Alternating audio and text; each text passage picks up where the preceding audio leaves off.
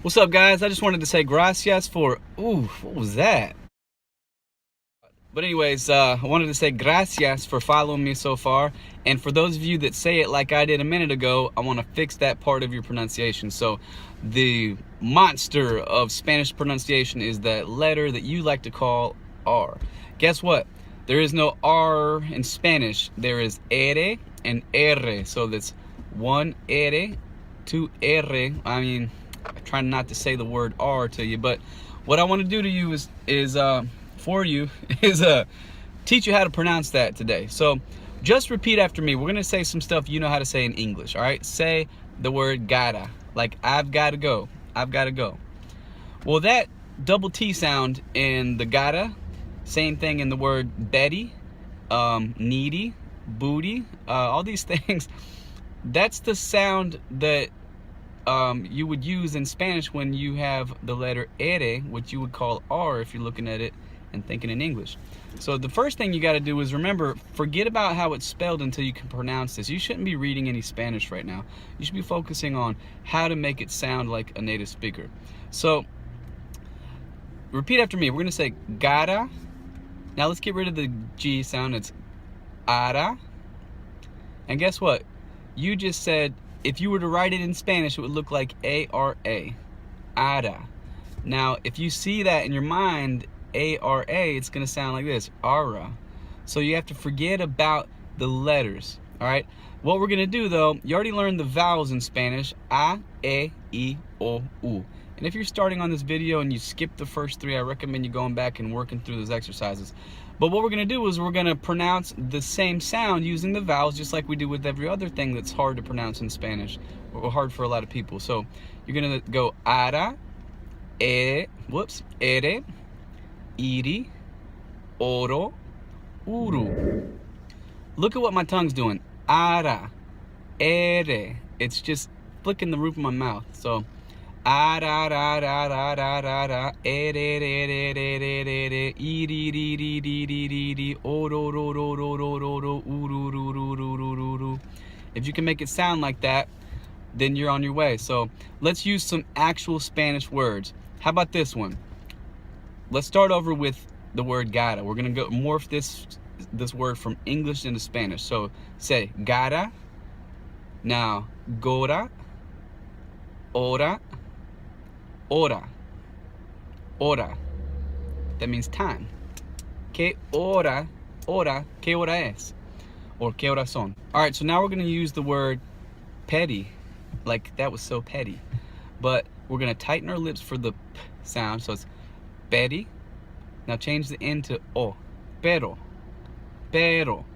So it goes from petty to petty. Listen to the difference. Petty. P.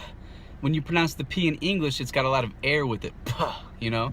One of my friends, like, you know, I asked him why he speaks such good English with a really good accent, and he held a piece of paper in front of, here, let me show you that. Give me a second. So if you take this napkin right here and pay attention to how, like, what happens when I pronounce the P sound in English.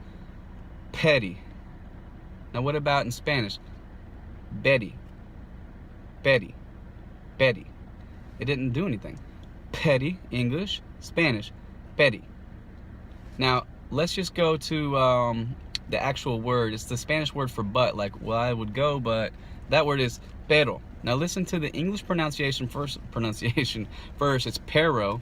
But if you roll the R, you flick that R one time, but you're still pronouncing the P wrong. It sounds like this. Pero, pero, pero, pero. See?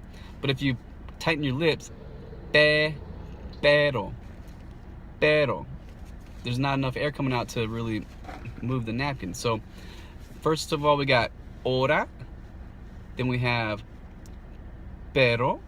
What I want to do now, though, is go back. Okay, so that's easy to pronounce the R if it's in the middle of two consonants, or if it's surrounded by vowels, you know, ara, ere, era, you know, stuff like that. But what happens if there's a consonant on either side of it? Like, how would you change gracias to gracias? If you add a vowel in between there, just to slow it down, so you have the G sound, and you have the ra, gra, put another, like an A sound in here, ah. Gara, gara. Now try to pronounce the whole word like that. Gracias. Gracias. Gracias. Gracias. If you start speeding it up, once you've got it mastered slow, gracias, gracias, gracias. It actually sounds like the real word. Gracias, gracias. So work on that, and I want to go through the beginning phrases all the way up to now and see if you can sound just like me, okay? I'm going to add one word to it so that you can respond back when someone asks you how you're doing. They say, ¿Cómo está usted? You can say, bien, gracias. But you don't want to say it like this, bien, bien, gracias. Because bien, first of all, the B sound, watch this. Bien, bien, see the napkin? Bien versus bien, bien. It's, you tighten your lips, bien. And it's not bien, it's like a y sound. Bien, yen, bien. So you could say bien, gracias. Now I'm gonna say it.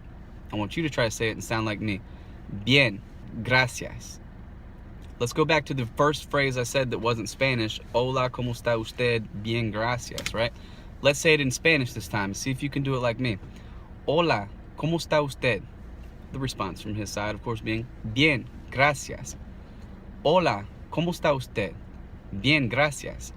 Can you sound like a native? I think you can. In fact, it'd be really cool if you recorded yourself saying it like me and then tagged me in the video or sent it to me or something. You can tag me on Facebook, on Instagram.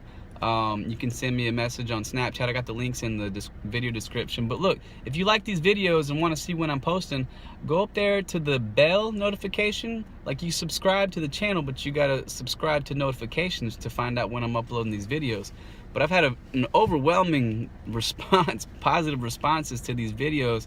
The people are telling me that it's helping them out, and they're showing them to their kids because they're struggling in Spanish class and all this stuff. But I want to point out that I do have another video that says struggling in Spanish class. It's specifically for those who are going through Spanish class right now. But once again, I just want to say gracias for following me, and come along with me on my language journey, and let's see how far we can take this thing. All right, can I get some dap?